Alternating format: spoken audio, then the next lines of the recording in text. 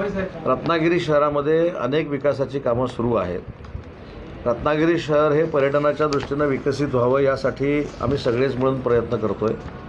मी अनेक वेळा असं सांगितलं की ज्यावेळी चांगल्या गोष्टीचं श्रेय आपण घेतो त्यावेळी काही गोष्टी ज्या त्रुटी राहिल्या आहेत त्याची देखील जबाबदारी माझ्यासारख्या कार्यकर्त्यांना ऑलरेडी स्वीकारलेली आहे। रस्त्यांना खड्डे पडणे हा जो काही नैसर्गिक वातावरणामुळं तयार झालेला एक प्रश्न आहे, ती देखील डांबरीकरणाची काँक्रिटीकरणाची कामं रत्नागिरी शहरामध्ये सुरू आहेत आणि येत्या 2 महिन्यामध्ये रत्नागिरी शहरातल्या एकाही रस्त्याला खड्डा असणार नाही ही दक्षता प्रशासन म्हणून आम्ही घेतलेली आहे।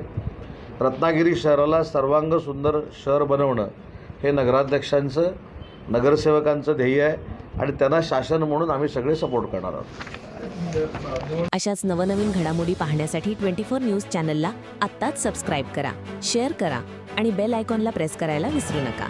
आणि हो, तुमची प्रतिक्रिया देखील कॉमेंट बॉक्समध्ये नोंदवा।